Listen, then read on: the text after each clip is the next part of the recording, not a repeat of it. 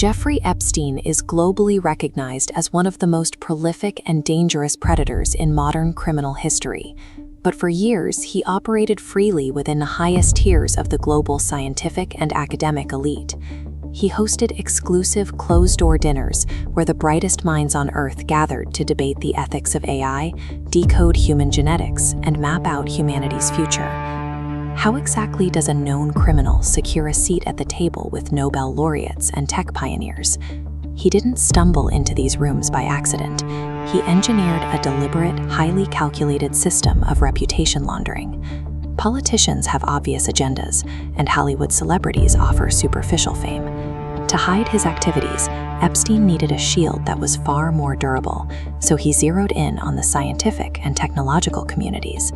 These fields possess intellectual authority. Society grants academics an almost absolute, unquestioned level of respect. A billionaire can buy a yacht or a skyscraper outright, but $1 billion sitting in a bank account doesn't automatically make someone a respected thinker. He directed massive capital and research funding outward to respected institutions. In exchange, their prestige and credibility flowed back to him. Over time, this incoming prestige accumulates, wrapping the central figure in a thick layer of presumed legitimacy, completely obscuring the reality underneath. He had no genuine interest in the scientific method. Science was simply a high-value asset, acquired to forge an impenetrable armor of respectability. Writing checks is only the first step.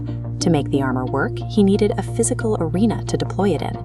He established a heavily gate-kept social circuit, organizing highly curated private dinners and intimate salon meetings. Exclusivity breeds a false sense of security.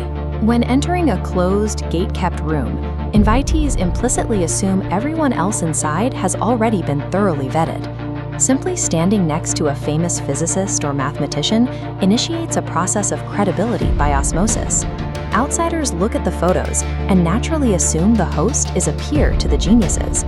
These mechanics manufactured a highly specific public persona, the intellectual billionaire. The sheer scale of this curated network created a reality distortion field. The opulent surroundings and discourse actively blinded participants to the dangerous reality right next to them. Eventually, the weight of the criminal evidence fractured that intellectual facade, exposing the predator hiding underneath.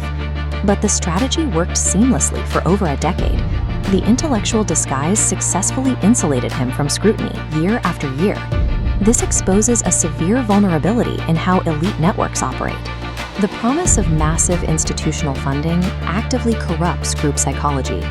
It incentivizes established organizations to bypass their own standard vetting processes simply to secure the capital.